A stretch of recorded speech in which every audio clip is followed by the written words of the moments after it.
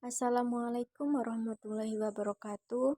Perkenalkan, nama saya Siti Roaina, NPM 2201071024 dari Prodi Tadris IPS. Nah, di sini saya akan menjelaskan tentang esai tahap perkembangan remaja. Jadi, tahap perkembangan remaja merupakan masa di mana banyak terjadi perubahan. Perubahan ini mungkin fisik, emosional, sosial, bahkan mental. Terjadi perubahan hormon pada awal pubertas. Tonggak yang dipilih mengenai tahap perkembangan remaja akan berbicara tentang pubertas. Ini akan melihat bagaimana pubertas secara fisik, mental, dan spiritual mempengaruhi kelompok orang ini. Juga akan melihat dua strategi promosi kesehatan yang memastikan ada transisi yang selalu memulai pencapaian ini. Jadi, di sini di masa tahap perkembangan remaja akan terjadinya perubahan-perubahan. Yang pertama ada pada sosial, pada emosional atau bahkan mental. Nah, di sini saya akan menjelaskan yang pertama adalah efek mental pubertas pada individu.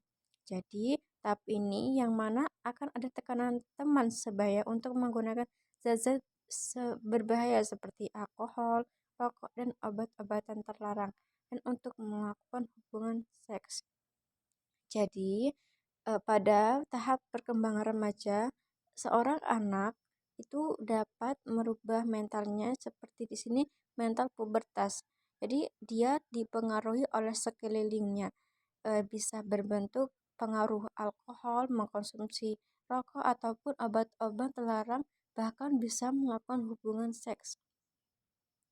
Yang kedua adalah emosi yang tidak stabil. Ledakan emosi dan tidak adanya penilaian adalah perilaku yang umum terlihat pada remaja atau terkait dengan masa remaja. Konsep yang dimaksud di sini adalah otak remaja masih dalam tahap perkembangan dan belum matang sepenuhnya. Nah, yang dimaksud dengan emosi yang tidak stabil karena pada masa pertumbuhan remaja, seorang anak akan melalui proses perubahan antara fase anak-anak menuju ke remaja. Jadi ketika seorang anak tidak didampingi dengan perhatian yang maksimal dari kedua orang tua dan didorong dengan faktor lingkungan yang positif, maka emosi anak bisa tidak stabil, bisa marah ketika tidak sesuai dengan apa yang ia kehendaki. Nah, kemudian karena beberapa bagian otak cenderung mengalami perkembangan pada waktu yang lebih awal dibandingkan dengan bagian lainnya. Jadi, hal ini sangat penting untuk menyadarkan bahwa apa yang tampak seperti perilaku remaja yang tidak dapat diprediksi dapat disebabkan oleh pelepasan yang terjadi ketika bagian otak mengalami perkembangan. Nah, jadi seperti kita ketahui bahwa masa pemikiran atau masa kerja aktifnya otak itu lebih aktif ketika masa-masa kecil atau masa-masa belum belum tua. Jadi ketika anak berpikir, kemudian orang lain berpendapat, maka anak mesti memiliki mental ketika dia tidak mendapatkan semacam nasihat dari orang tua ataupun bimbingan dari kecil, maka anak memiliki argumen tersendiri atau pemikiran sendiri sehingga emosinya tidak stabil ketika tidak sesuai dengan pemikirannya. Kemudian efek spiritual pubertas pada individu. Perkembangan spiritual ini melibatkan remaja mengembangkan rasa identitas diri dan kepribadian. Penjelasan mengenai perkembangan identitas diri dan kepribadian melalui tahap-tahap yang beruntung yang terbuka secara alami sepanjang hidup oleh Erik Erikson menggunakan teorinya yang dikenal dengan teori perkembangan psikososial.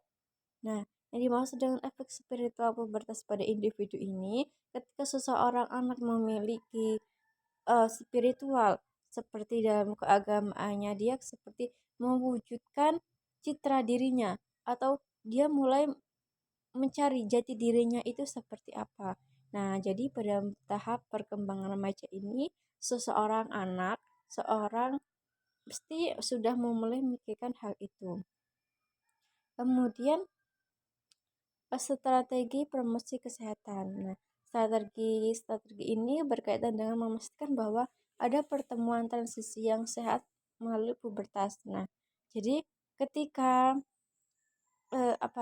seorang remaja pasti di situ adalah tahap awal dalam pubertas. Jadi di sini beberapa strategi dapat digunakan dalam hal yang meliputi pendidikan kesehatan berbasis sekolah. Nah, dalam mengatasi strategi promosi kesehatan ini ada hal-hal yang dapat meliputi seperti pendidikan kesehatan, interview keluarga, organisasi, manajemen sekolah, mobilitas masyarakat, serta perhatian orang tua dan rekreasi di antara strategi lainnya. Namun, di sini kita hanya melihat dua. Strategi pertama yang akan dilihat adalah pendidikan kesehatan berbasis sekolah. Ini ada strategi hemat biaya yang dapat digunakan untuk menurunkan tingkat masalah yang terkait dengan penggunaan zat seperti alkohol, narkoba, dan lain-lain. Kemudian, strategi kedua adalah mobilitas komunitas. Mobilitas masyarakat dapat dimainkan peran yang sangat besar dalam memastikan transisi yang sehat melalui pubertas. Nah, penerapan strategi ini disertai dengan evaluasi rekomendasi untuk membantu pencegahan penggunaan zat-zat tersebut oleh remaja seperti alkohol, narkoba, tembakau, dan perilaku seksual berisiko. Kemudian, di sini terdapat pola kesehatan fungsional Gordon. Nah, mengatur data menurut 11 pola kesehatan fungsional Gordon. Yang pertama itu persepsi kesehatan atau manajemen kesehatan. Kemudian, nutrisi, metabolik, eliminasi pola fungsi ekskripsi mencakup persepsi tentang fungsi normal oleh klien. Kemudian, aktivitas latihan, kognitif perseptual, tidur istirahat, persepsi diri atau konsep diri, peran hubungan, seksualitas reproduksi, mengatasi atau toleransi stres, nilai keyakinan, pola nilai, dan di sini dapat disimpulkan bahwa tahap perkembangan ini melibatkan beberapa perubahan yang memiliki berbagai efek pada kehidupan individu tersebut. Oleh karena itu, ada kebutuhan dasar untuk menawarkan bantuan pada kelompok orang agar dapat melalui tahap ini dengan cara yang paling sehat. Nah, jadi di sini dapat disimpulkan bahwa pada tahap perkembangan remaja, di sini tuh dibutuhkan sekelompok orang agar dalam tahap perkembangan remaja ini dapat dilalui dengan cara yang sehat, dapat dilakukan dengan cara yang baik agar untuk selanjutnya itu seorang anak memiliki kriteria, memiliki sesuatu yang positif dan sehat. Nah, sekian dari itu. Semoga bermanfaat dari isai saya. Saya akhiri. Wassalamualaikum warahmatullahi wabarakatuh.